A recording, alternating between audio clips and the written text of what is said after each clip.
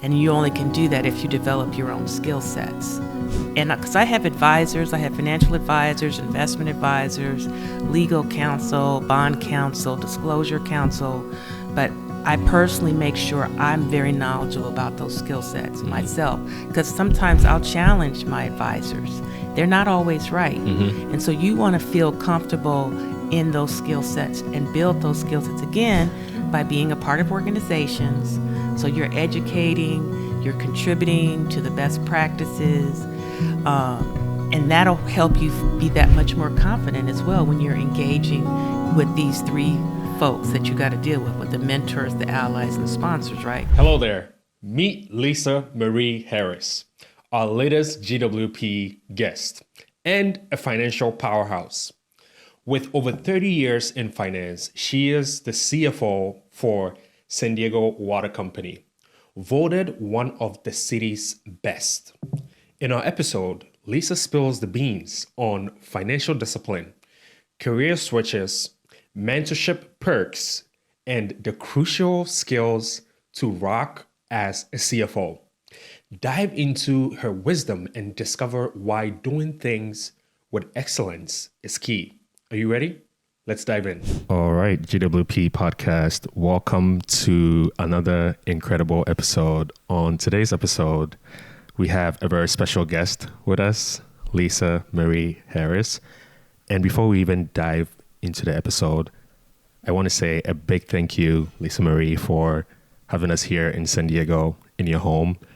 We really feel welcome here.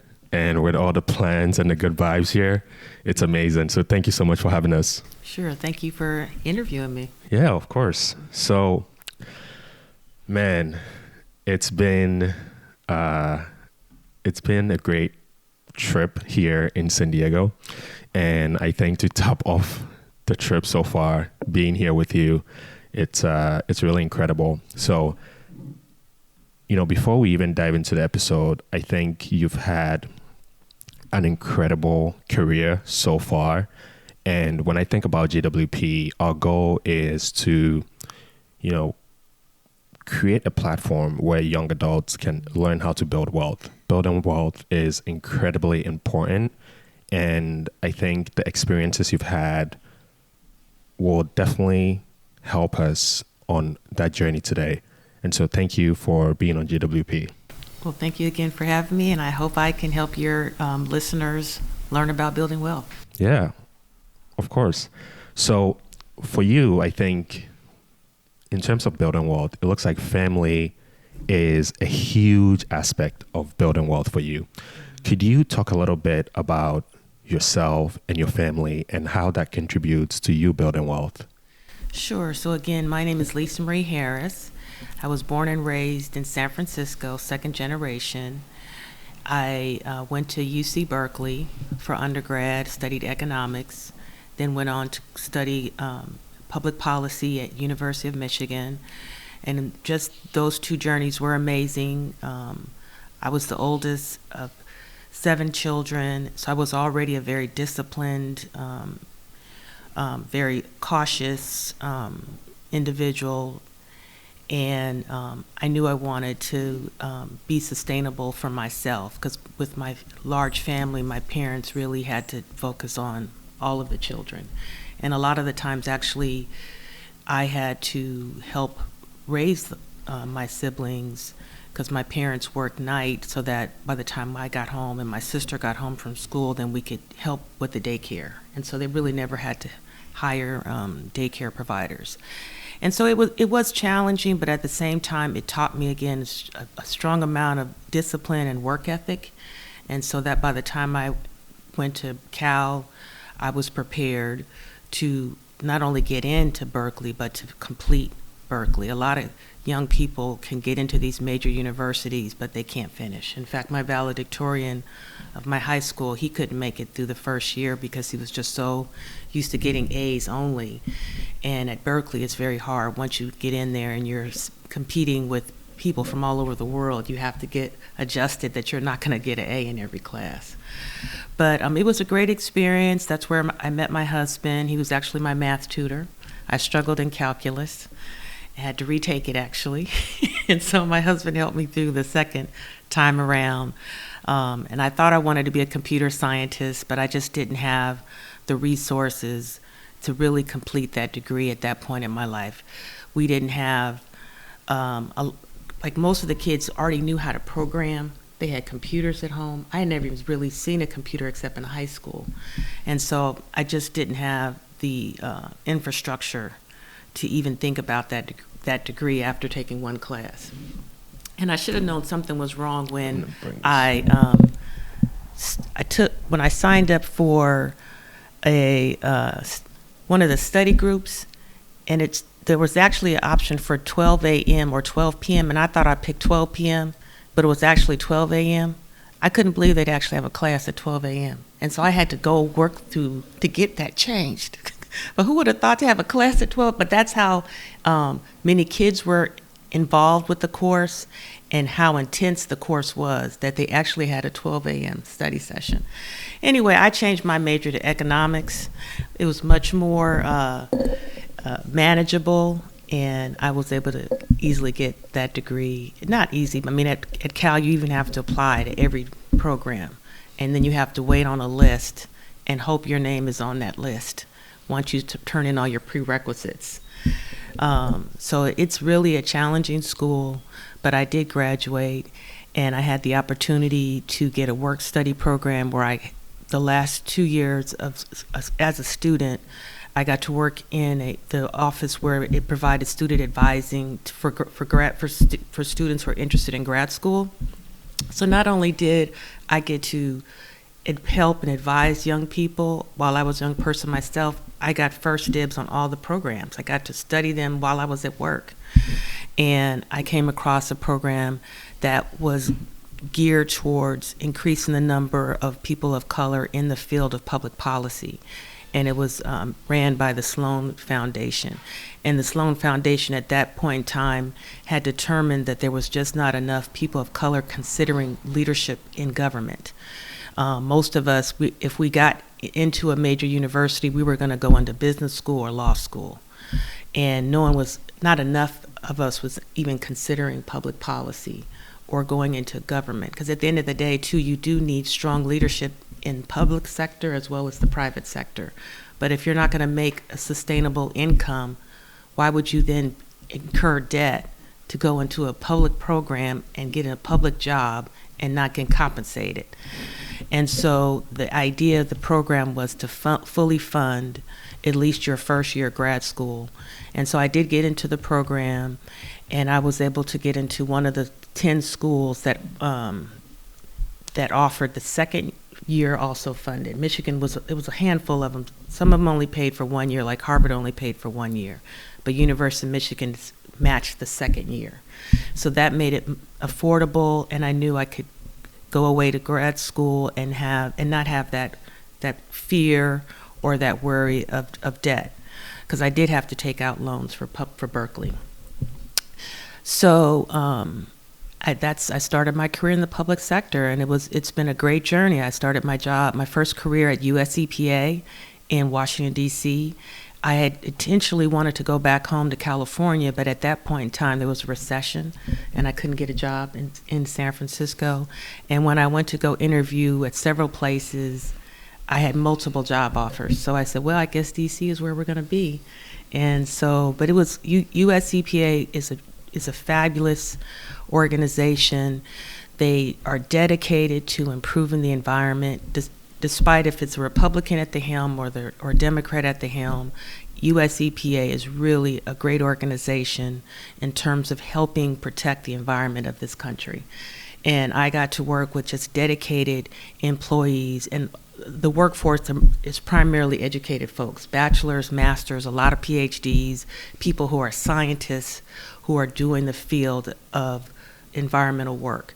Now, there was a small cadre of us that were we were called economists, and some of us had PhDs, but most of us had master's degrees, and our role was to do the cost-benefit analysis of the work that the scientists conducted. Like, one of my biggest projects was to do a cost-benefit analysis of lead in pipes.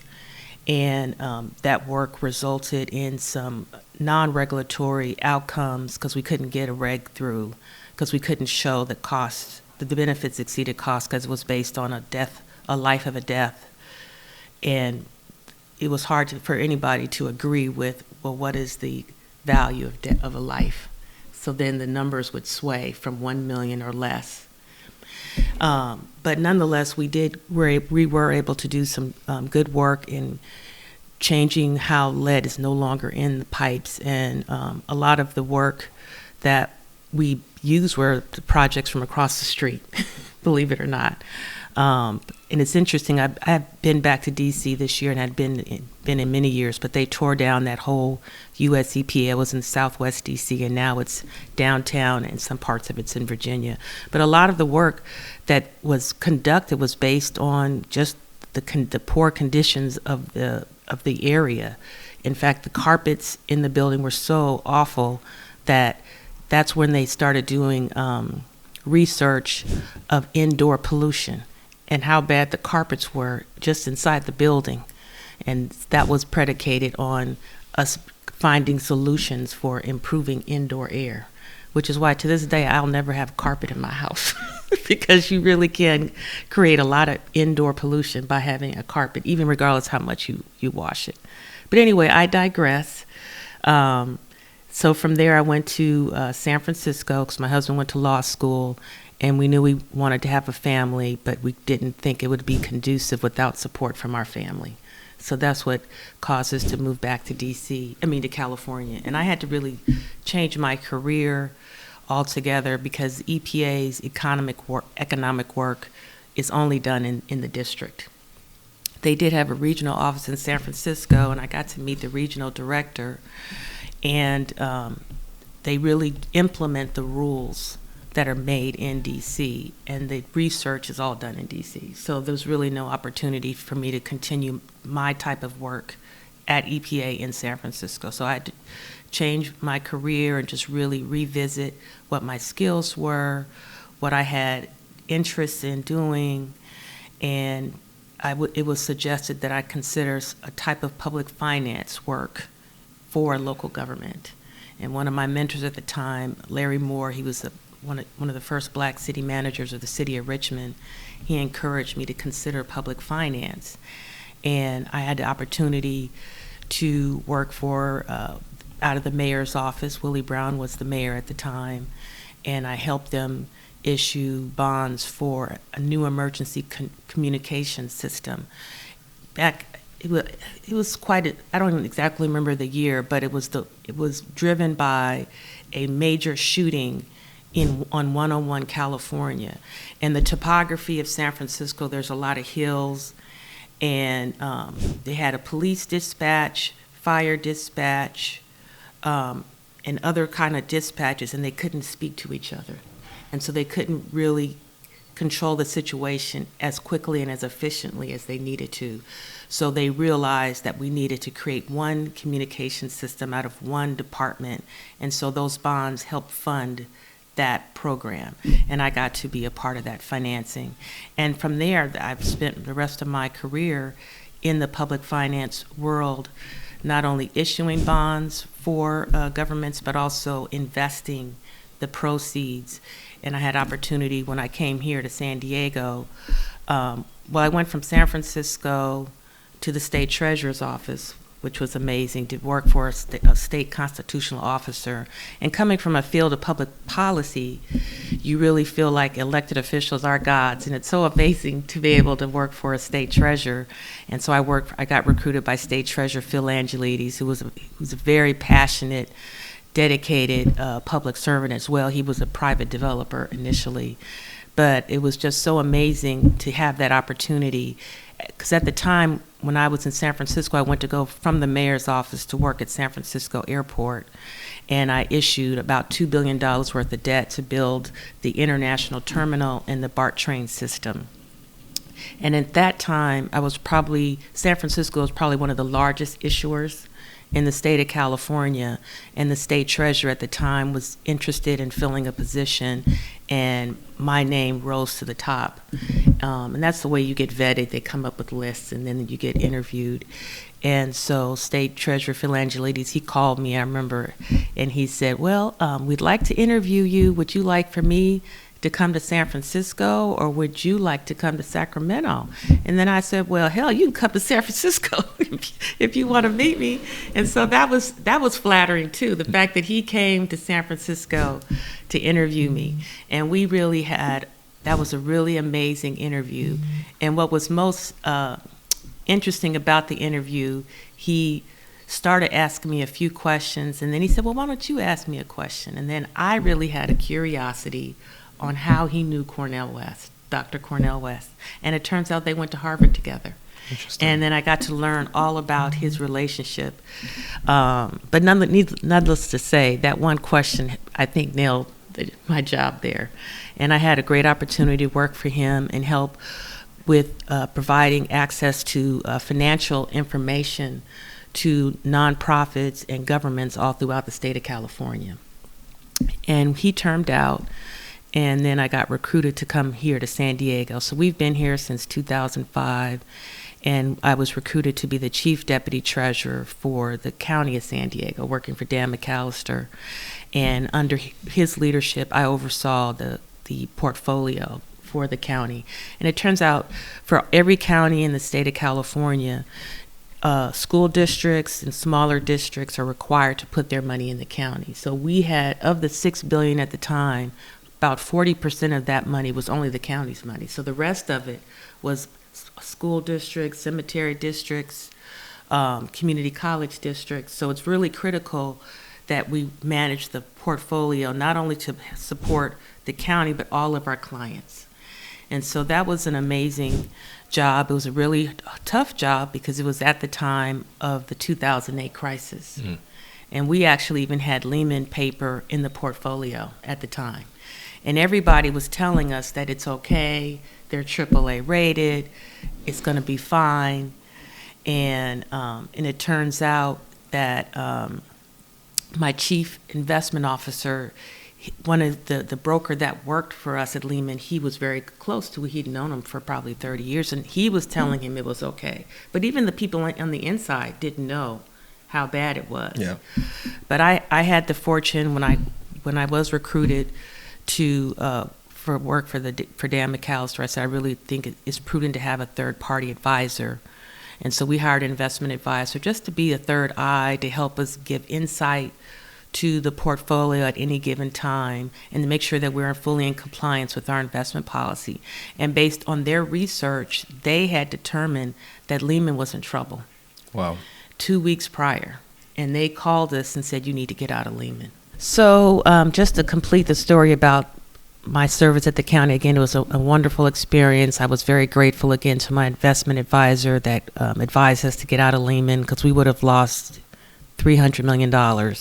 And that would have not only been the county's monies, it would have been all the school districts that really rely on those funds. And a lot of governments did lose money in Lehman. In fact, Marin County had some paper in Lehman.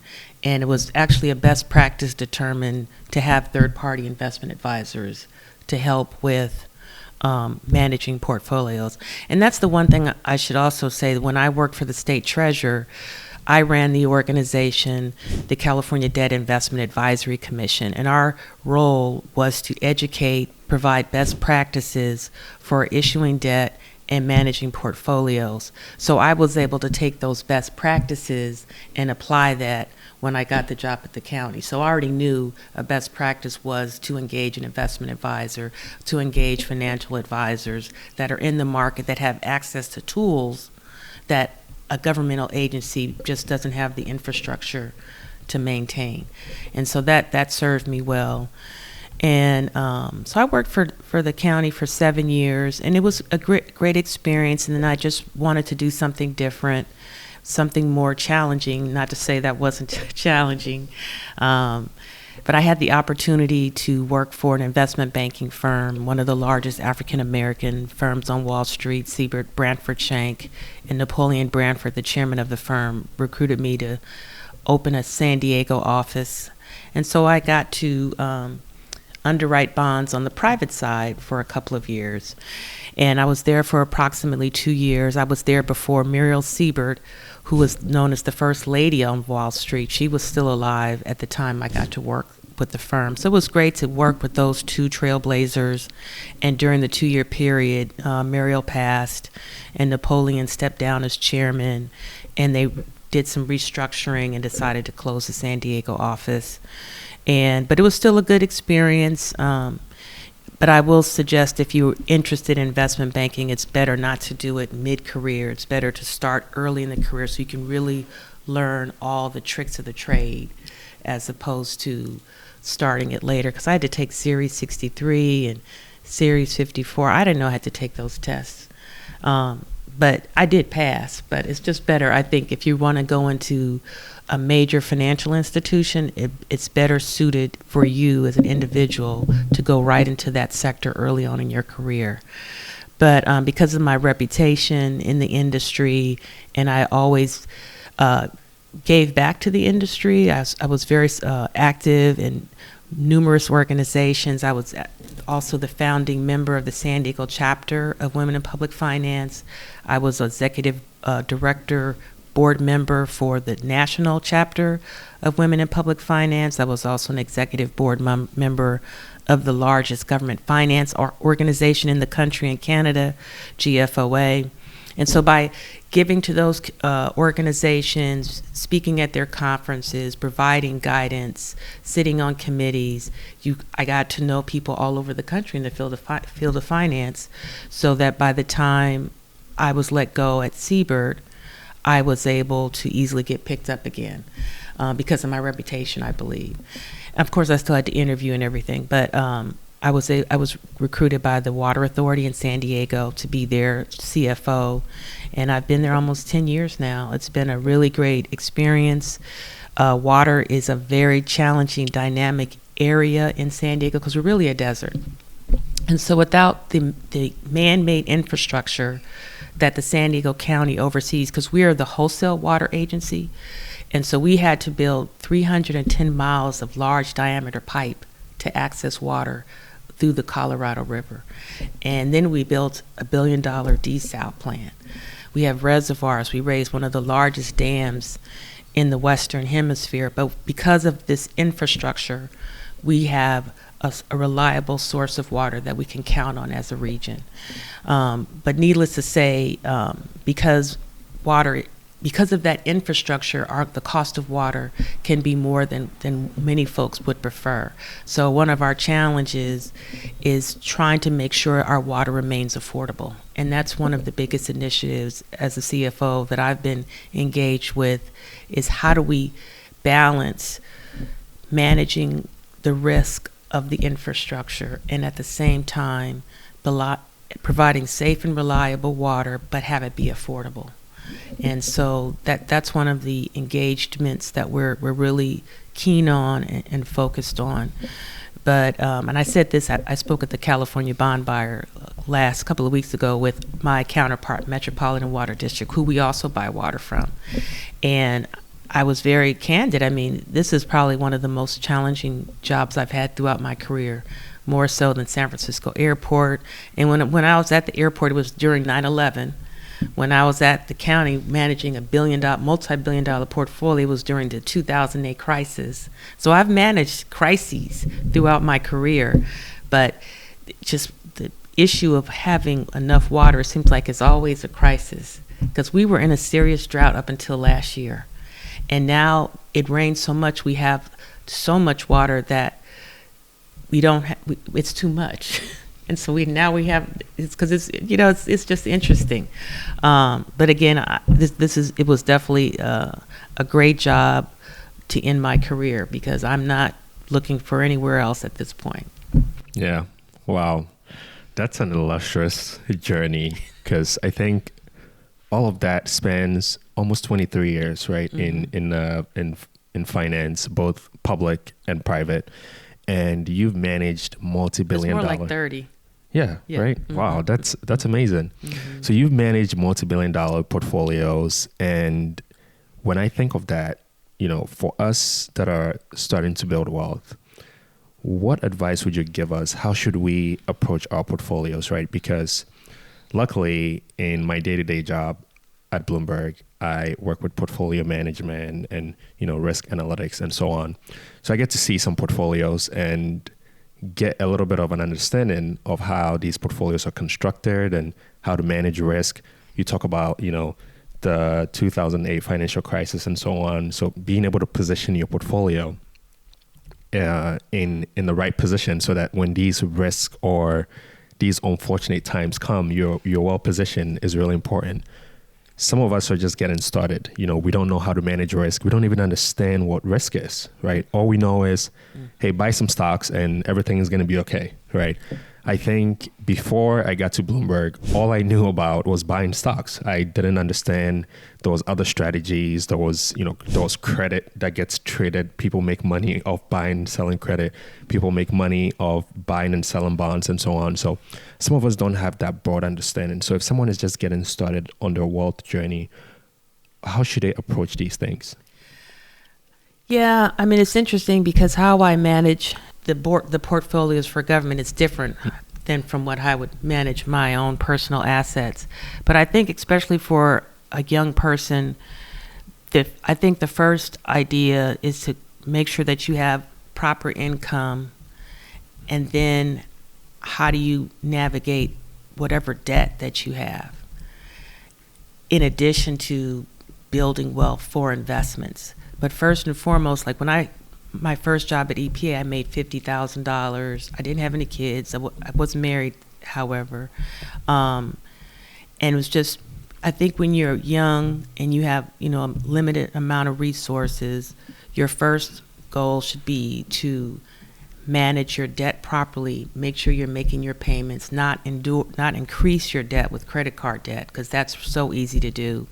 So I think that's the first and foremost challenge before you even get into investing, is managing your expenses and particularly your outstanding debt. And then from there, you can start being more risky in terms of building wealth and managing a portfolio. We had the opportunity when we did move to DC, we were looking at renting versus buying a home.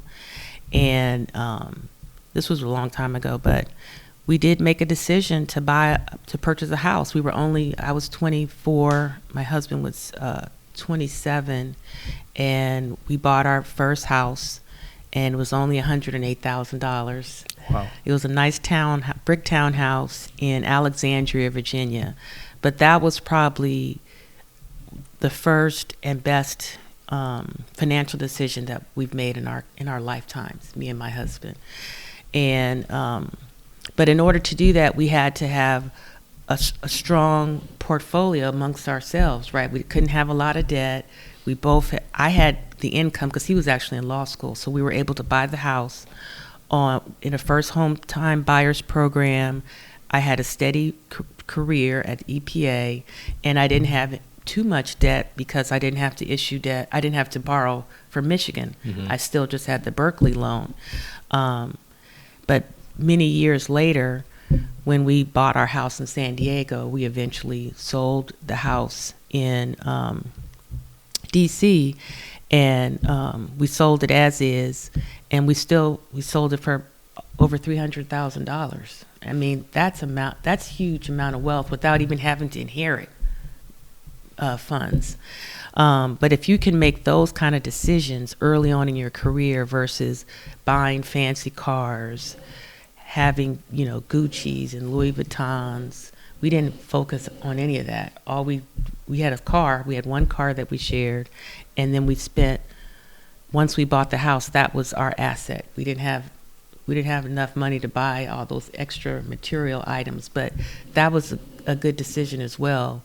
But just being disciplined, managing your debt, managing your expenses, and then when you do want to invest in some type of asset, be it real estate or, to your point, stocks and bonds, just be mindful of what's going to be the best return on the investment. And sometimes it's just timing. You can't get a $108,000 house in Virginia now. I bet you might. If the house that I sold is probably worth over $500,000 now. Wow. That's that's huge, because currently interest rates for a 30-year fixed mortgage is about 7.5%. So, add that to everything else that's going on right now. Home prices have skyrocketed. And so, to your point, young adults, we have to be very strategic in how we move, and also accumulating unnecessary debt is something that's going to hold us back. So I'm glad you talk about that. And I remember the first time we actually talked, one of the things you were telling me is your kids have really strong financial foundations. Mm-hmm. And the source of that is, I think you said they built really, really good credit, right? And so, for young adults that are not familiar, or maybe they don't understand the power of credit and building a strong foundation, what guidance would you give them? Sure. So building credit has nothing to do with wealth.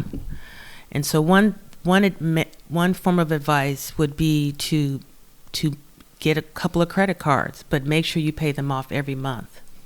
Or if you do incur a balance, just don't max out. Have it be reasonable enough that you build credit. And then use your credit card, but pay it off. And over time, you have a huge credit history. Like, because my children are fortunate enough that they had a mom who was a financial professional, so they both had credit cards probably when they were 11 years old. So now they both have a credit history of 15 years of credit, even though they're only in their 20s. But if you don't have that history as a younger person, you can always start at any point in time. And one form of advice as well is a way to use your credit card, and actually you get points too, to your basic expenses like your grocery shopping. Use a credit card to pay for your groceries every time you go, but pay it each month. And not only that builds your credit, but you can get, most of these credit cards today, you can get 1.5% or more back. And so you're paying yourself in addition to paying the credit card company. And then you want to have a diversity of credit, right? You want to have, if you can get a car loan, that's another good form of credit. Or like let's say you can borrow at Best Buy, which is a great place to buy refrigerators. That's another, because each of these it's like a credit portfolio, and the more diversity that you have in your credit portfolio also builds your credit score. And what's also wonderful, when I was younger, they didn't have online platforms on your phone that you could look at your credit score every day if you want to. So you young people can really check quickly, know quickly how you're doing with managing your credit. And then you also want to have a good savings account, even beyond just investing, but just having access to capital in a savings account is a prudent form of just managing your overall portfolio versus having, to your point, the great thing about the interest rate on the investment side, you can get a high yielding savings account for 4.3%. And you can generate quite a bit of income just on, and that's a non-risk, no risk form of capital as a part of your portfolio. But yeah, both my children are very disciplined as well. I mean, they both have a basic car, but they've never had aspiration, at least not now, to drive a BMW or a Mercedes. They have a car that's functional and works, gets them to their job.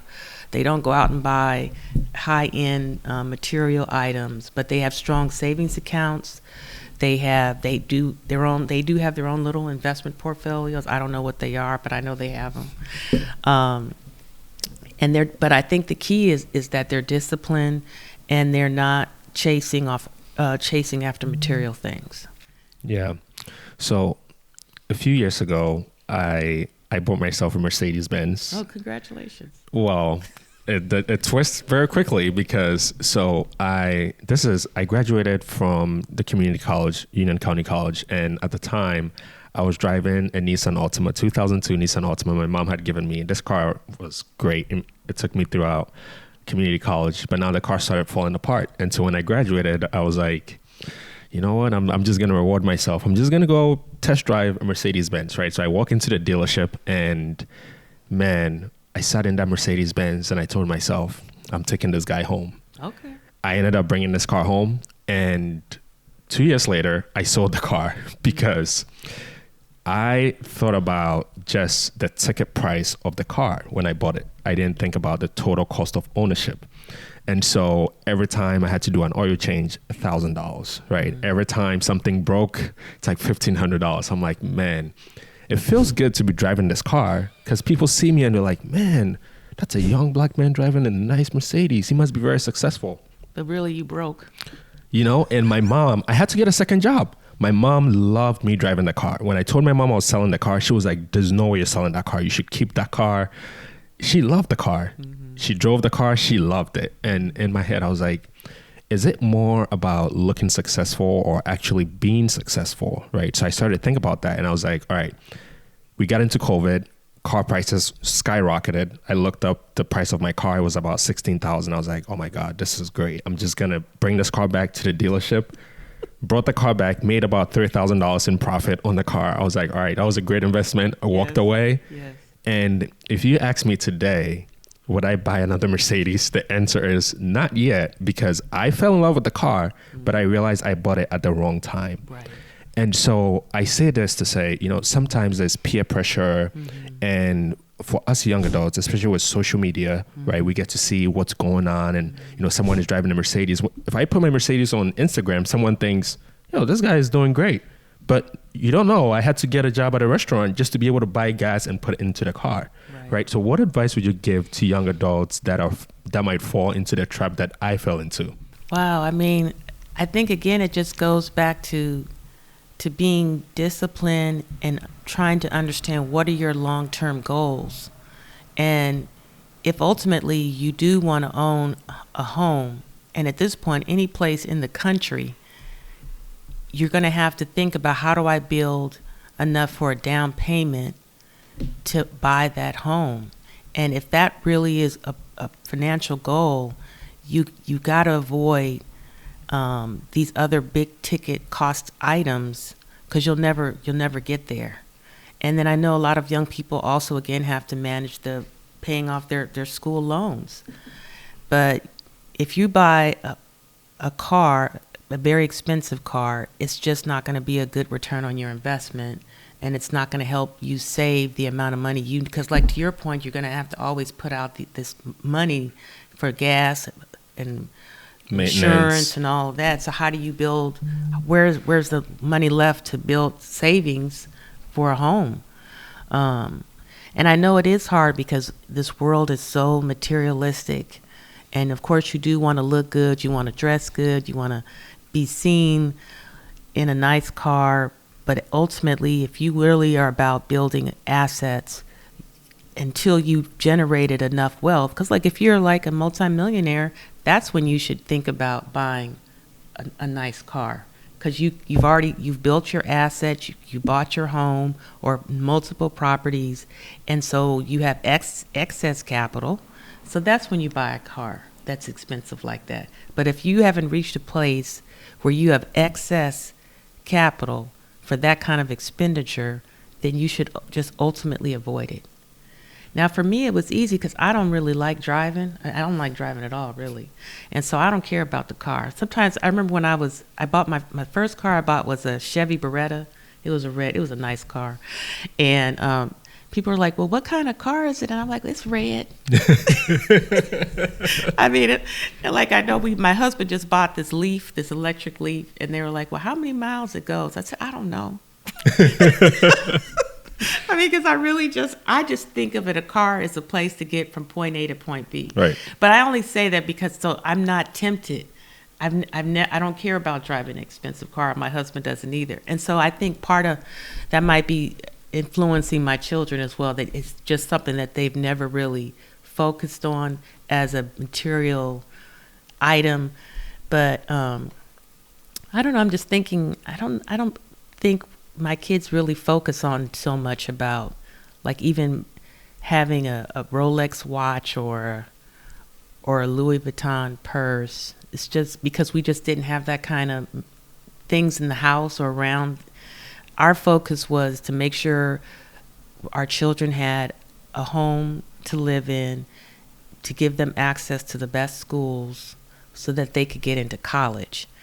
And that was ultimately the priority for the Harris household, that we couldn't afford expensive cars, we couldn't afford private school, but we could live in a nice home that gave us access to really good public schools. And because of the schools that they did get into, Camille went to Berkeley and graduated, and George went to UC Santa Barbara. So they went to 2 UC schools, and that was ultimately my goal. But them being ambitious, that George ended up going to grad school and has a master's degree, and Camille's now working on her PhD at Georgia Tech. So our priorities, I think, and our values have really are aligned. But I mean, it's hard, especially to your point, because I didn't grow up in Facebook and none of that. But Yeah. But to keep up with the Joneses, as they used to say in my generation, it's just something that you're going to have to always focus on. I will say that, you know, we're United Methodists. We're all Christian in our house. That we went to church every Sunday. Not so much now the kids are gone. But just having those Christian religious values also helps you to set priorities on what's important with how you use your wealth. Yeah. I think for me, it mostly comes from, you know, growing up in Ghana, there was a lot of times that I wanted things that I couldn't have. And so once you get to that point where you can, you know, I got my first job in retail, and once I got my first paycheck, I'm like, man, I'm going to change these shoes, right? It's like all the things that I couldn't have, it's like now you kind of want to just go and get those things. And I think sometimes that influences the decisions that we make. So like for young adults, for example, sometimes we don't really know where our decision making comes from, but sometimes there are these like deeply rooted, you know, generational things that we may not understand, and it influences our decisions. And so the way you change that too is by the information you start to consume, right? Because if you're on, you know, Facebook and all you're seeing is those flashy cars, then you think that's the norm, right? You should also have a flashy car. But maybe, to your point, it doesn't align with your long-term goals. And so thank you so much for sharing that. Yeah. So another thing that I kind of want to shift into is career, because, you know, throughout your introduction, you did mention that in starting to build wealth, I think the first step is figuring out how you're going to accumulate that wealth, right? And it starts with an income. And a lot of times your income is related to your career. For you changed your career a couple of times, and you give us some advice on that, right? So you're at the EPA, and then you shifted into finance, where you become really successful. You were voted one of the best CFOs in San Diego recently. And so, you know, a lot of us young adults were trying to figure out, because I did switch my career also. I was in retail. I worked retail throughout my time in college. My last position in retail was an assistant general manager. And I got to a point where I was like, okay, you know, I got my degree.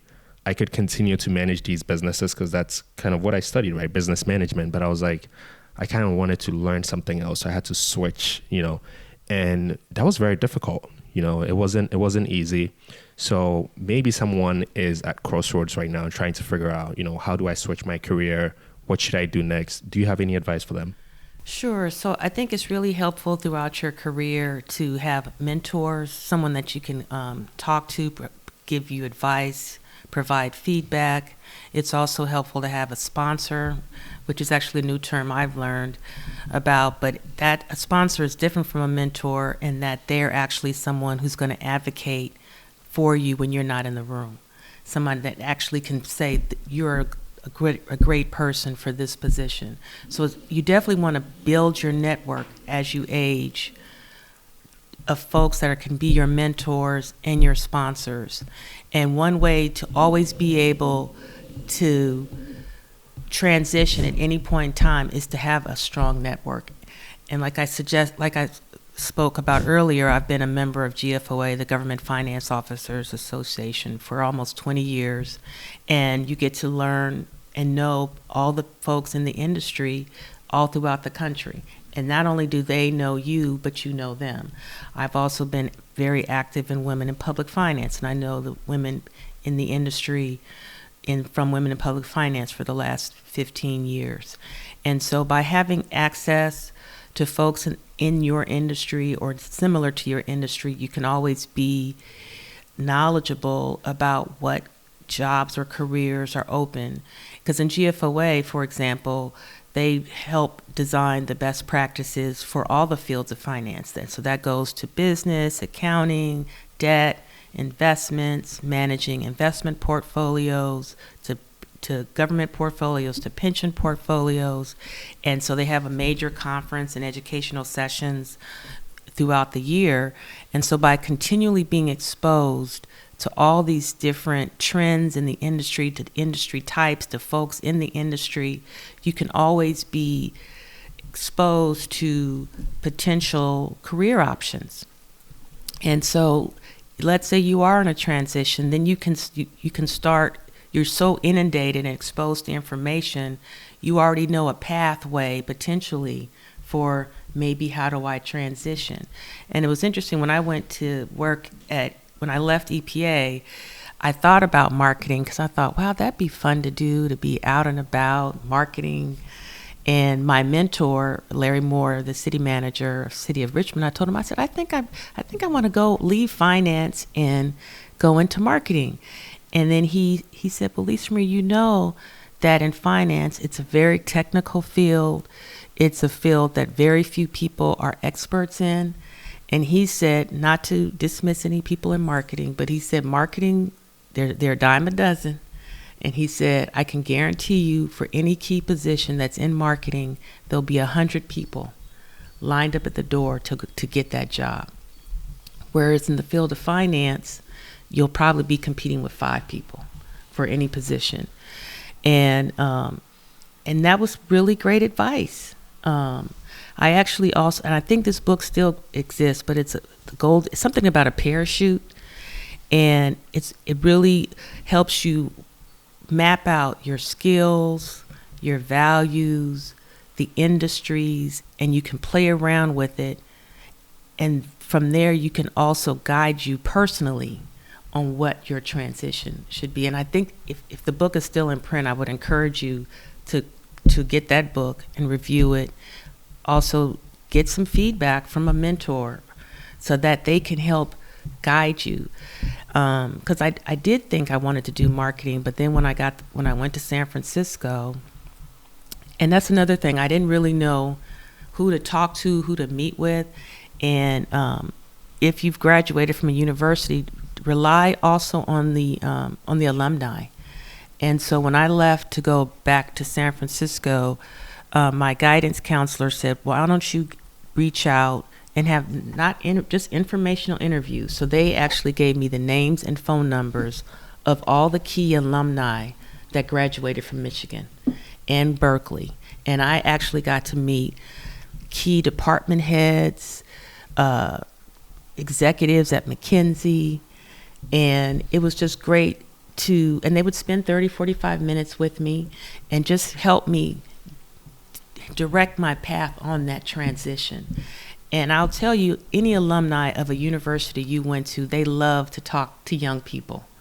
And they'll open your door. It might take a while for you to get the meeting, but there was no meeting that I asked for that I was rejected. And through one of those meetings, they said, why don't you consider a position in finance, government finance in San Francisco? And I'm like, well, I don't know if. So we looked through the job descriptions together, and then we said, oh, this is one you should apply for. Mm-hmm. And sure enough, I applied, and I was probably one of 2 people to my advisor's comments. It turns out, and throughout my career, I got to a place where I was only competing with myself. Yeah. No, that's really important. And one thing that you mentioned there is skills, right? I think a lot of us maybe we're not considering how important these skills are. Because, when I think about your role as a CFO, I think there are some incredible important skills that makes you very successful, whether it's being able to negotiate, right? Building those strong relationships. I think you work with about 13 agencies, if I'm not mistaken, at the San Diego Water Company. So these are all relationships that you have to manage to make sure. 36 board of directors. 36 board of directors, 24 right? member agencies we sell water to. Look at that, so these are all these relationships you have to be able to manage. And then you're managing about billions of dollars in bonds and investments, and you're making all these decisions, right? I'm sure you don't make these decisions alone. There are other people that you have to talk to in order to make these decisions. And these are all skills, right? And so what are those important skills that would make us successful, especially at this age, if we're thinking about transitioning or even starting our careers? I think two key critical skills, regardless of what industry you're in, is to learn how to write properly and learn how to speak properly.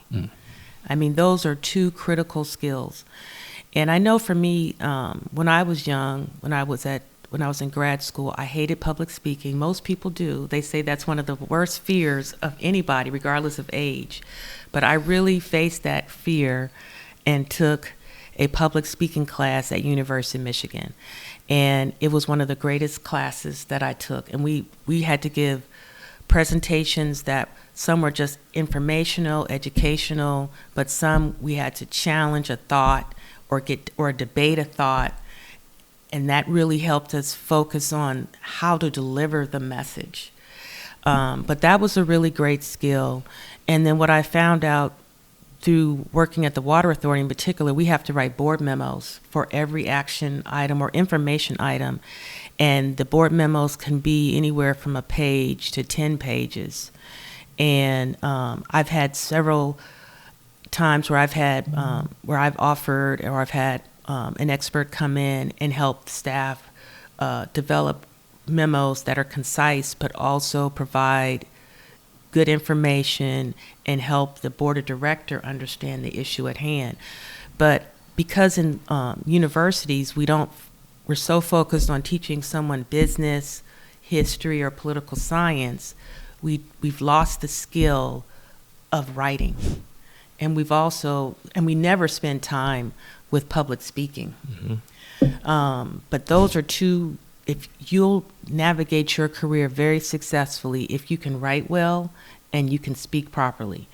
And with public speaking, I think you just have to get out there and do it. I mean, one of the key initiatives under my leadership in finance, we've been trying to get my senior managers to get out and tell our story to different finance conferences or water conferences. And so we proactively have been writing abstracts. And then from there, they've gotten out there to speak, and it gives them more practice. But of course, there's the traditional Toastmasters that gives you practice. But a lot of these conferences, they're looking for folks to speak on critical issues. And if you can develop an abstract 9 times out of 10, it'll get selected and you'll have an opportunity to speak. So those are definitely two skills. I know it's not necessarily finance, but I think those are two critical skills that sometimes people ignore. Yeah. No, and those are really good, because Toastmasters, I've actually done some work at Toastmasters, and they are fantastic. When I tell you, man, I did, because Bloomberg offers us some access to Toastmasters, and I took advantage of that because, man, the exercise they put you through is like, they get you to tell stories off the fly, right? And you're telling these stories without using certain words, so you have to be very conscious of the words you're using to tell your stories and so on. Man, it's great. So thank you so much for that. I remember recently I was talking to because I bring this up because you talked about the alumni network and how that can help you find different opportunities. So recently I put my name out there at Rutgers to be, a mentor and help people find opportunities. So one of the current graduates reached out to me, texted me. He's like, hey, I found your phone number on the alumni network. And I was like, oh, that's great. So I got on the phone with him. And he was telling me he wanted to break into the finance industry. And he was finding it very hard. He wasn't finding opportunity. The job market is hard. I think he said he's done about 100 applications and he was almost at the point of giving up. And I was like, no, don't give up. I remember even before I found my opportunity with Bloomberg, I was this close to giving up. Literally, they had a career fair and I told myself, I was like, I'm not going to go to this career fair. I've been to 18 career fairs already. Like if I was going to get something. And I was sitting at Starbucks that day and I was like, you know what? I'm just going to listen in. I'm just going to put it on and just do my work on the side. And I dialed in and, it caught my attention. I was like, actually, let me start watching what they're doing. And after that, I reached out to recruiters and fortunately, one thing led to the other and I landed that opportunity.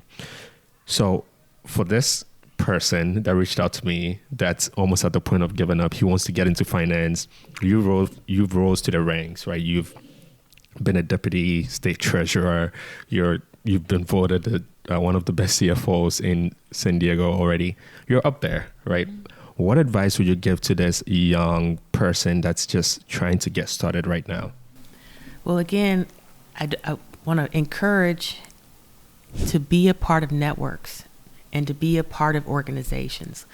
For me, my organization, again, is Women in Public Finance and Government Finance Officers Association. And a lot of times these organizations will have tracks for younger folks.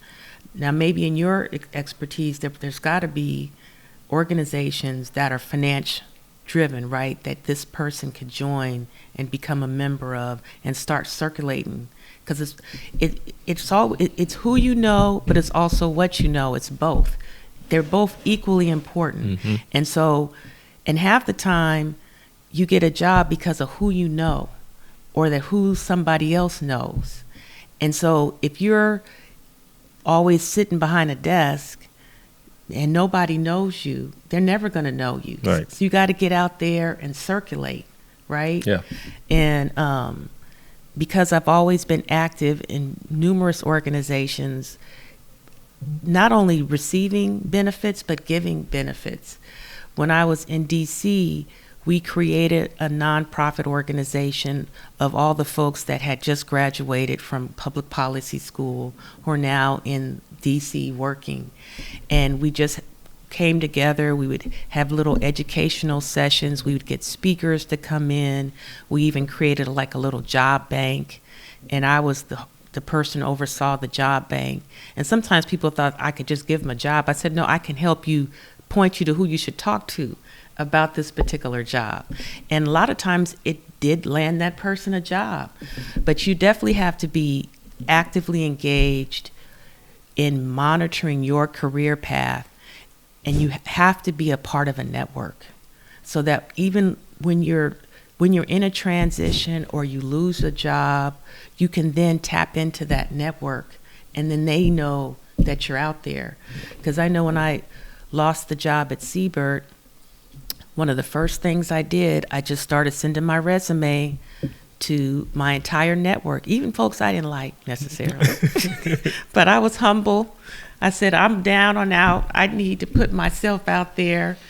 And before I knew it, somebody who I said, I'm out looking, and then they put me in touch with the water authority. Yeah.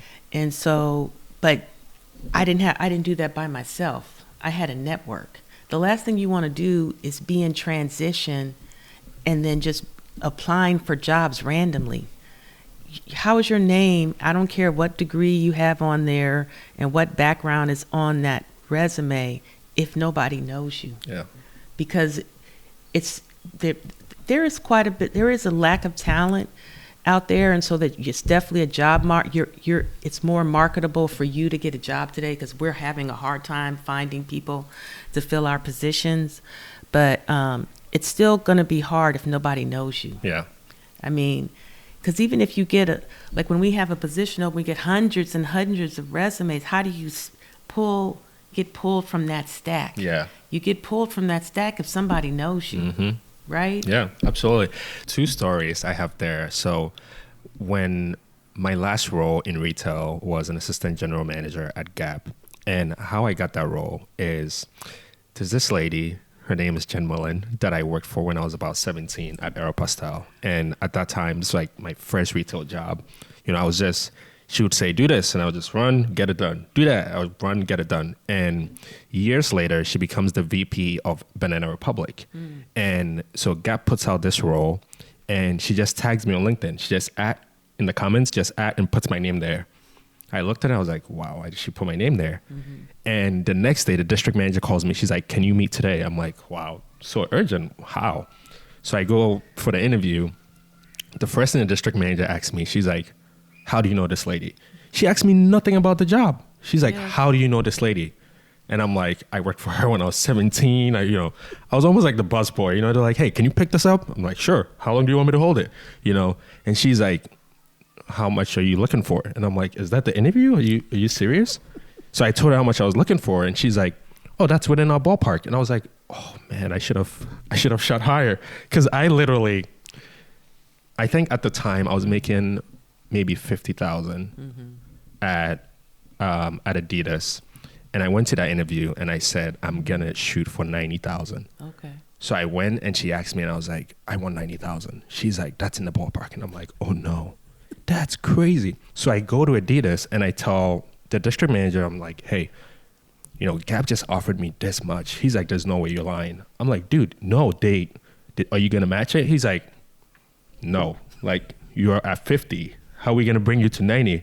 I was like, have a good day. Yeah. Walked out.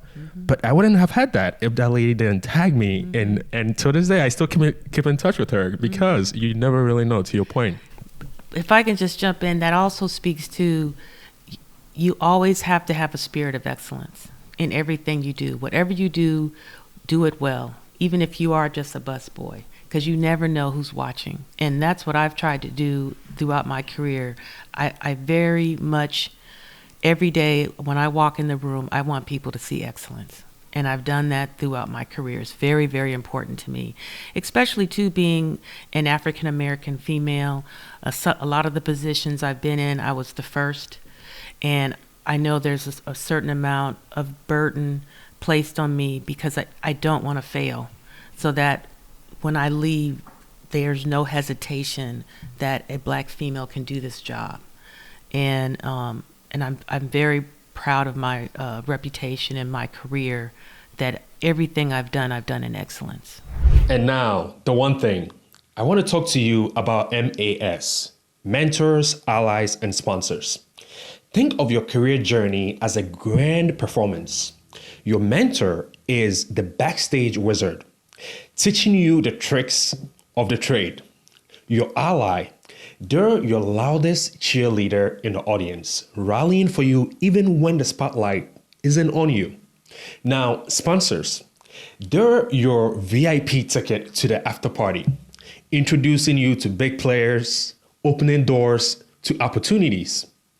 Together, this dynamic trio, your MAS, turns your career into a blockbuster hit. Now, back to our episode with Lisa Marie. Yeah. And it sounds to me like you've been very, very intentional about your career. And that's the other thing I wanted to talk about, because recently I was at a speaking engagement, and the speaker, one of the things she talked about was being intentional about your career.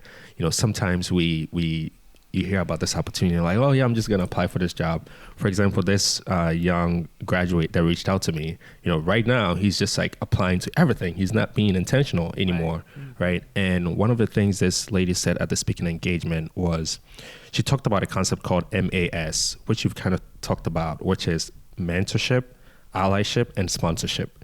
She's like, you have to build a strong MAS. And I was like, wow, that's amazing, right? Because to your point, when you're not in the room, who is speaking for you, right? Who is sponsoring you, and who is going to be that ally that's advocating for you to make sure, you're getting what you're looking for. And so thank you so much for sharing that. I think it's important, to your point of intentionality, that in order to be excellent at what you do, you have to make sure that the career or positions that you're applying for are very well aligned with your skill set.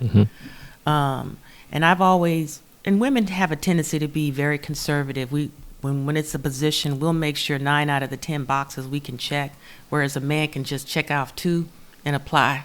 So we can be a little bit more aggressive, I think, in matching our skill sets. But I made sure that each position I applied for, that I was probably overqualified. So that way I knew I could be excellent in the position, and I would be extraordinary at the position. And so, like when I left the EPA, that was a very hard analytical position. And then when I transitioned to public finance, it turned out the analytical work of financing a infrastructure bond wasn't as hard. So that was actually, it was quite easy compared to developing the economic analysis that I had to complete for the EPA, and then we had to defend it in front of Office of Management and Budget. So and they would grill us. And so that I went from a very highly technical position to something less technical, but still equally even more important to build infrastructure for a local government. But so then public finance became really easy for me, and then after working for the state treasurer, then it was a nice transition to easily go work for a county and manage their investment portfolio. And then when I came to the water authority, there was still an area I didn't know about. I never really oversaw rates, and setting water rates is a critical financial function for any water district. But I had such a very strong, stellar background in my debt management, in my investment management. I oversaw financial statements. So then the only weakness I had was annual rate setting. And then over time, I developed that expertise. So, and that is some advice if you're in finance, and if you ever want to be a CFO, you definitely have to make sure you're building your skill set of all the disciplines of finance. You just can't be a good accountant or a good investment manager. You want to build those skills so that you have at least 3 of the 5 or 6 that you probably will have, because you're going to delegate some, but you're still going to have to rely on your own expertise and make good judgment decisions. And you only can do that if you develop your own skill sets. And because I have advisors, I have financial advisors, investment advisors, legal counsel, bond counsel, disclosure counsel, but I personally make sure I'm very knowledgeable about those skill sets myself, because sometimes I'll challenge my advisors. They're not always right. And so you want to feel comfortable in those skill sets and build those skill sets again by being a part of organizations. So you're educating, you're contributing to the best practices, and that'll help you be that much more confident as well when you're engaging with these 3 folks that you got to deal with the mentors, the allies, and the sponsors, right? Yeah. You want to be able to demonstrate that you have the skills, that if they do support you, that you're gonna rise to the occasion. Yeah. Right? Yeah, exactly. And no one wants to put their name out there for you if you're not going to make them look good, because at the end of the day, you got to make them look good as well. So that's a great point. Another thing I want to shift into is you talk about gender diversity in finance, right? That's recently I was reading some reports, and it looks like since the murder of George Floyd, we've made tremendous progress in terms of diversifying the workforce, right? Even putting women in at least the S&P 500 companies, right? A lot of women are starting to make progress and starting to lead some of these organizations. You did mention, though, a lot of times some of these rooms you enter into, you're kind of like the first to ever do it and so on. What kind of challenge does that pose for you? And how can, young women that are coming up now start to position themselves to be able to tackle those challenges when they get there? My first comment is that I know that there has been progress with women in key leadership positions, but there's been a lot of digression. Yeah. And so that's unfortunate. In fact, I know the last Black CEO, she was over Walgreens, I think, and she got let go. So there's definitely been some backtracking, especially after the Supreme Court decision. But despite all that, the biggest challenge, I think, is that when you walk into a room, because a lot of times I'll walk into a room and I will be the only person of color. And the challenge is just to overcome any fear or doubts that you belong in that room. And of course, I'm 57, so I'm an old woman now. But I don't have no fear, but when you're younger, you do, because you wonder, do I belong in this room? Yeah. And you have to really just build courage and confidence that you belong here. And when you walk in that room, you act like you belong there, and you speak like you belong there. And then over time, once you deliver whatever you've been asked to deliver, then you know you belong there. Because that was one of the greatest experiences I also had at EPA. They really transitioned the economists not only to do the economic work, but to be the team leader, because the scientists really didn't like to do the writing or the communication or the negotiation. And so they transitioned the economists who for whatever reason, our skill sets matched to be more of the team leader, because there would be a project where we realized we wanted to do more, less regulatory work and more non-regulatory work that involved negotiating with the company. Like, for example, I oversaw a project, the chemical was called chlorethane, and it was a chemical that was in foam blowing that we found to be toxic and deathly. And it was much more harder to regulate them out of making the product to actually negotiating a alternative or a substitution. And the companies preferred to, instead of being told not to do something, but to negotiate and collaborate on an alternative. And so I had the opportunity to lead the effort with the team, with my scientists behind me, to negotiate at the table with the company that manufactured this chemical. And I was probably 25 years old. Wow. And so I had to meet with the CEO and the second person in command. And the EPA sent me in there by myself Wow. to negotiate with this company. And I know they were thinking, well, what are you doing in here? And I know I could see the look in their eyes. And I wanted to say, well, I'm wondering that too. However, I'm here. But I didn't say all that. Right.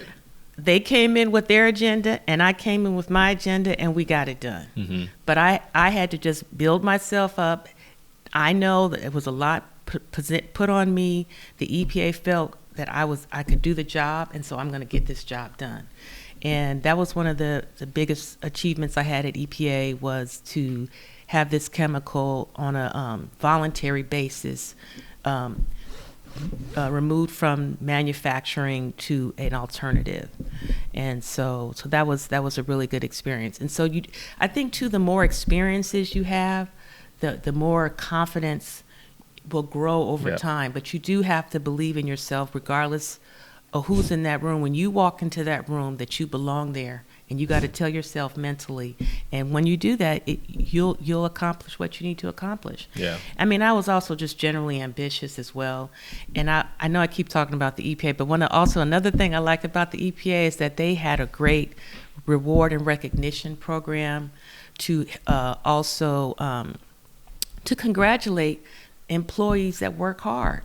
And so every year they had a medal system. You could get a bronze, silver, or gold medal based on your job performance of completing a successful project.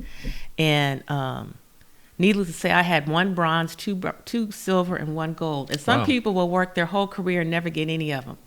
But it was really, I just wanted to achieve those things. And so I negotiated and got on assignments and projects that I knew might be medal worthy.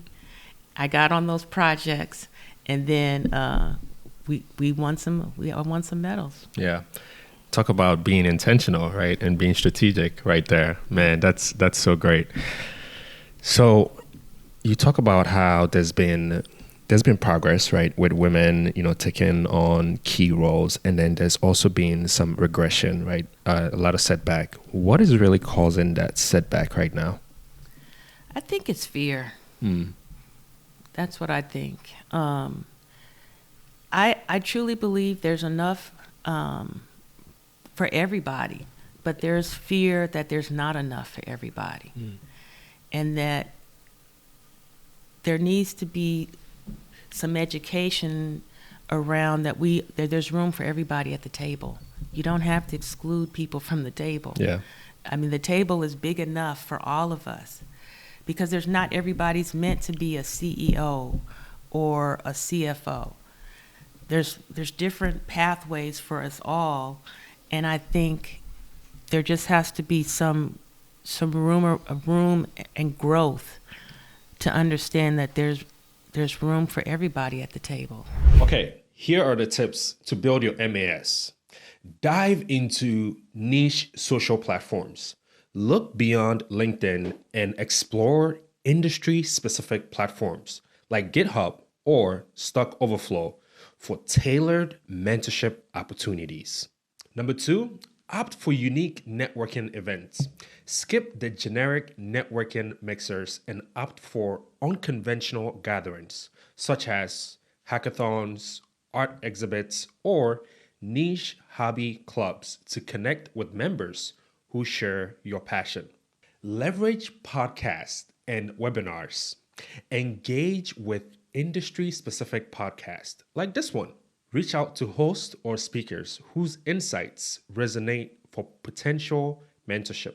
Yeah.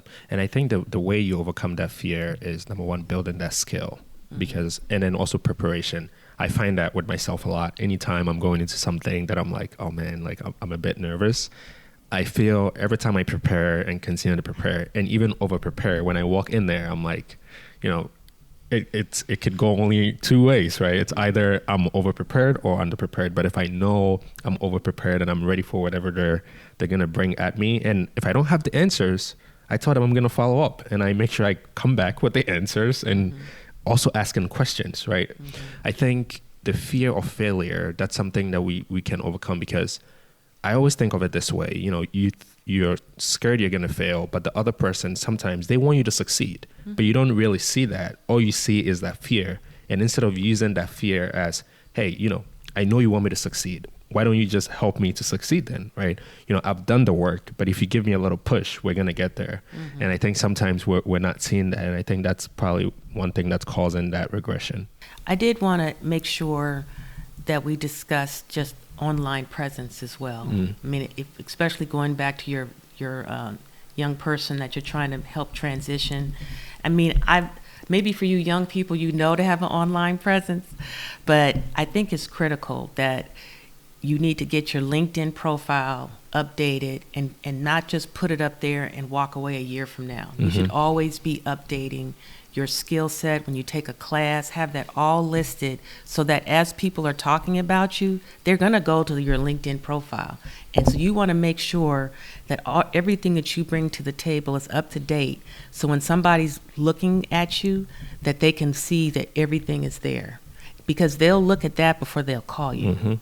And so I just think that's important. Yeah, it's like I call it your digital resume, Right. And it has to be up to date. Yep. You know, you can bring that paper resume and the digital one is not up to date. It just doesn't. No. It doesn't add up. You don't even need the paper one anymore. Exactly. Because Yeah. people are going to just look at and it's interesting because if your LinkedIn profile doesn't represent who you are, then you're not represented. Exactly. And that's not good. Yeah.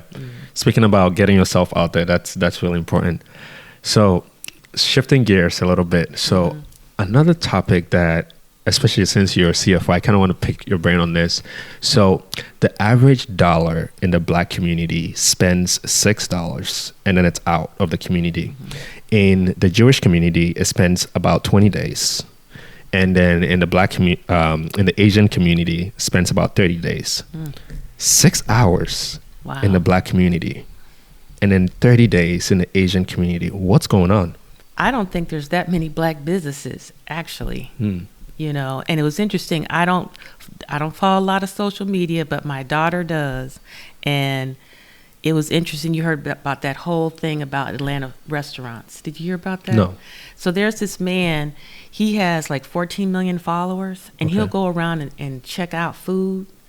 And so he went to the different restaurants in Atlanta, and a lot of them are African American, and this is an African American influencer. And he basically exposed how the wait time, the service, just significant flaws in these African American businesses. And so it's interesting, for the few that do exist, we don't always have a spirit of excellence. And us Black people as patrons will just tolerate it. And then now it got exposed. And so now there's this pressure, well, we better step up our game. So to your point, I think the Black folks that do have businesses, they need to make sure that they're always about a spirit of excellence. But then there also has to be more Black businesses that even exist. Mm-hmm. I think there's probably a lack of access to capital. There probably is also a lack of entrepreneurship even within the African American community. Because I'll tell you, that's something I've never really considered doing. But I know my dad, he did own a janitorial business, and he was really successful at it. It was just hard work. Mm-hmm. But there's definitely a lot of barriers to entrepreneurship in the African American community. Yeah, and that's an important way for us to be able to keep those dollars longer in the Black community. I see the point you make there, though, in terms of the spirit of excellence in our businesses. That's always something that I notice. There's an African market that I go to, and I've even made this point to my mom, that I go to when I was in Jersey, and the wait time was always terrible. And I told my mom, I was like, I'm going to buy this business and I'm going to flip this around, because if I can just get people to come in and even do self-checkouts and just walk out. Because you walk in and there's a guy behind the counter, he takes your items and then scans the items, puts them in the bag. Before he actually takes the items, there's another guy on the other side of the counter who looks at the items, tells the guy what you have. And I look at that and I'm like, what are we doing here? And the line is so long and he's still with the same process. I'm like, this guy who's telling you what the items are could be on the other register, getting these people out of here quickly. And it's something that I always notice. Even there's some food places that I go to in Brooklyn, same thing. One Sunday we went and, we're waiting for our food, and the wait time is always very long. The food is very good. So I'm like, it kind of compensates for that. But it takes so long, and one of the patrons that's sitting there waiting for her food looks at me when her food finally comes out, and she gives me the look, and I also give her the look. And, I knew what we were both thinking. I'm like, we've been here for almost 20 minutes waiting for our food to come out, and it takes so long. And so to your point, we got to do better. Yeah, we have to. And I think we as people also have to set higher standards, right? Because for someone like me, just going in there and thinking it's okay and accepting it, that, okay, the food is good. And so if I wait longer, it's not okay. It's not okay, right? So I think we have to do better. And these business owners also have to do better. And because sometimes we're all part of the problem, right? The average dollar spent on $6. We tolerate it. And then it keeps going on. Someone will just walk down the street to an Asian restaurant and they're going to get great service. Guess where they're going to go again next time if they're in a hurry? They're just going to go somewhere that's going to serve them quicker, respect their time, and so on. So thank you for sharing that. That's a good one. Man, so, we're an hour and some change in already. No, I didn't know that. I told you that. You did tell me that. You don't realize how these conversations go. So, well, I did want to add something. Yes. So, like I said, I'm towards the end of my career, and I've really been thinking, well, what am I going to do next? And I had the opportunity to be exposed to a 50 on 50 women on boards, and one of my chief. That's different. Okay. But and so it kind of gave me an exploration of, well, because I still want to participate in the industry, but I don't want to. I want to retire, and I want to retire, nicely, but I still want to contribute in the industry, give back to the industry, support young people, support my peers. And I realized that I could serve on a company board and still share my expertise. And that's something that I think young people should consider as well along their path as they develop their skills, to consider board service. And you can do that early on in your career by, first of all, serving on a nonprofit board And that's also another opportunity to build your expertise, build your reputation. Like I've sat on, like I said, the board of GFOA, the board of Women in Public Finance. I was a Girl Scout leader.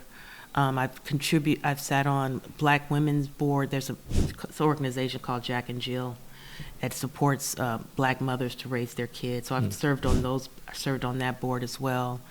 I've served on the San Diego Foundation. I'm on a work committee to help African Americans in San Diego build wealth. So that's something that I would first of all encourage folks to support your community, but like be a part of NAACP or a Chamber of Commerce. It gets you actively engaged in your community, but it also allows you to give back to your community where you're not just receiving. And so I've always served on a nonprofit board, but when I got exposed to the concept of being on a private board where actually could be compensated, then I thought, wow, I could actually still lend my expertise in finance and get compensated and then retire more nicely financially. And so I did apply for this inaugural program where it's called 50-50 Women on Boards, and they selected their first cadre of women, and I was selected among the first 50. And so the idea of the program is really to expose the world that we are available for board service, and based on our career path, we are board ready. And just like this young person you're talking to, because once you're known in that world, then you're going to get flooded with opportunities. But until people know that you exist, you're not going to get that opportunity. In fact, because part of the work, so the idea is to give us exposure to that world and to educate us, prepare us, build a board profile, make sure we have the right 60-second conversation that we can tell people exactly what we can do and how we can add immediate value. Because the idea of a board service on any board is you want to add value, you want to help the company grow, you want to help the company succeed or transition and getting bigger by buying another company or getting rid of a part of a company, and help them lead them in that direction. But then also comply with regulations, help them with risk, talent, all those sorts of issues. And in fact, I went to a workshop yesterday sponsored by 50-50 Women on Boards, and they were suggesting how half the battle is just having people know that you exist. Just like this young person, he's trying to break into finance. He needs to figure out how do you help people know that you exist. And they did suggest make sure that your online platform is on point. Make sure that everything and anything you do is about a spirit of excellence, because you don't know who's watching you, because you want to have people advocate for you. And so it's actually very challenging, but it's exciting at this point in my life to still aspire for something. Yes. And so it's exciting, because at first, after I felt like, well, I'm on the down spiral of my career. My children are college age. Past college. And I'm an empty nester. I'm like, what do I do with my life? Maybe I should I didn't know what to do. Yeah. And now this idea of serving on a board and helping a company grow is very exciting to me. And I could actually contribute to the success based on my long path, a career path in finance. Wow, that's amazing. Can't wait to see what you do with that opportunity. And man, I will be tapping into your expertise as well, because you have that wealth of knowledge, and I love that you're ready to share it. You're ready to teach it. So thank you so much on that. So I think one last thing that I wanted to talk to you about is water, because you're in the water industry, and I heard this thing a long time ago. I can't remember where I heard it, but it was something along the lines of, God forbid this happens, but it was something about the next world war is going to be about water. And that made me think, as I was going to come speak to you, I thought about, and I said, man, I wonder what you think about that, right? Because you've already talked about the cost of water. I was looking, I think it's on average for families about $73 and so on in San Diego. So I guess the cost of water is probably rising. But right now, from what you've said so far, we came out of the drought. We have too much water. We don't even know what to do with it right now. So it looks like we're in a good place. But is that statement true in any way? Is the next World War going to really be about water?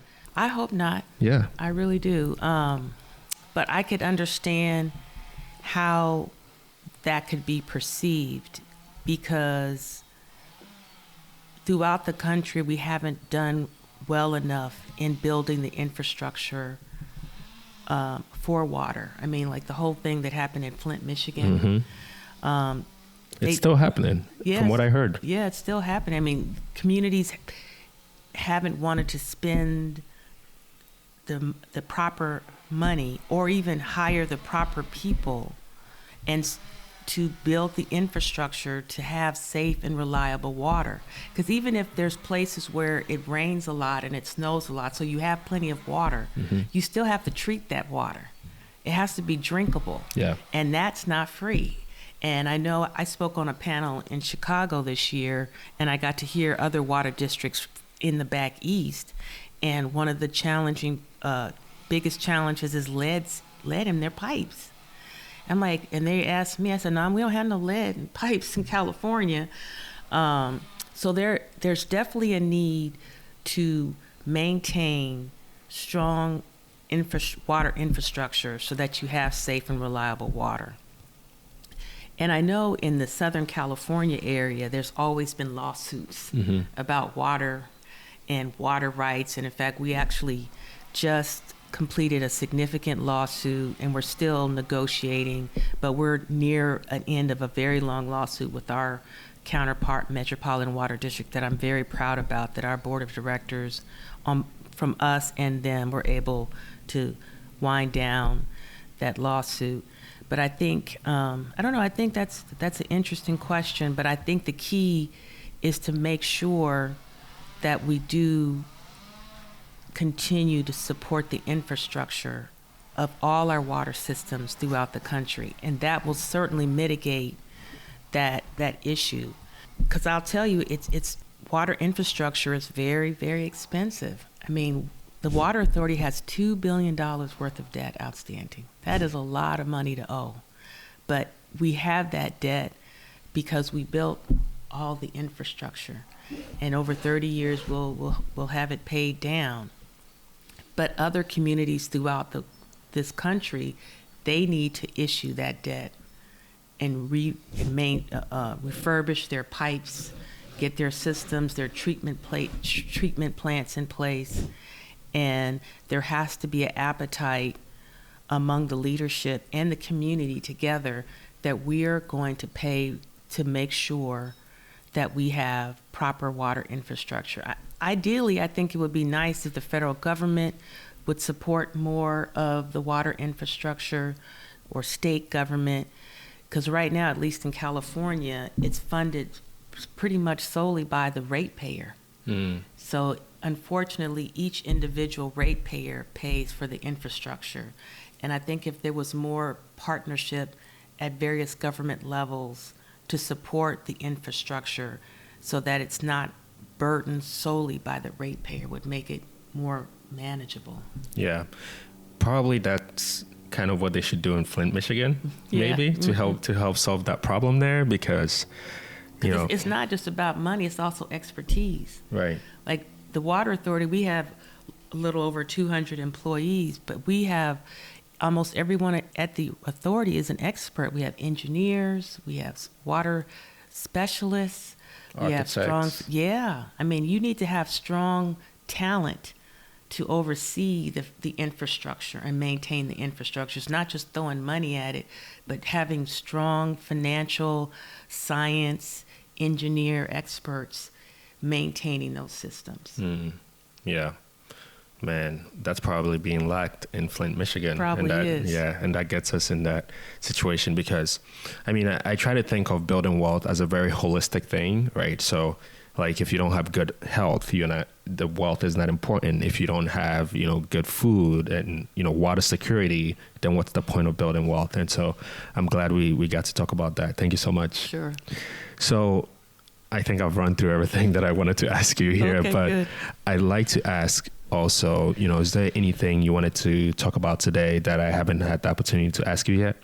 No, this has been great. It's been a great opportunity. I'm so proud of you as a young person. You're only 29 years old and Yes. you're going around the country. I feel like I'm too old, but I don't know. No, this has been good.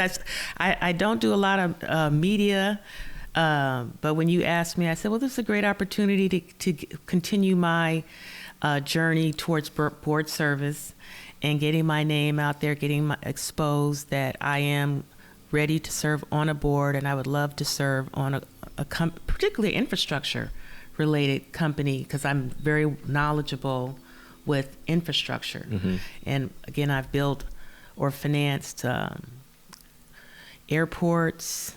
In fact, I also financed the rental car facility down here in San Diego when I was an investment banker. Wow. So I've overseen major infrastructure from airports to roads to buildings and now water systems. Mm-hmm. And I think that would be a really good board just to start with. Yeah. I'm starting to get some ideas here. So I know you've always been based in the US, but one place that I have a huge connection to is Ghana in Africa. Uh-huh. And the need for infrastructure out there is tremendous. It's crazy. Like when I went, they have this system where in order to get electricity, you buy what they call minutes. Mm-hmm. So you put it on this card, you go home and you upload it onto the minutes. And, one time we ran out of electricity, so we had to go buy some minutes.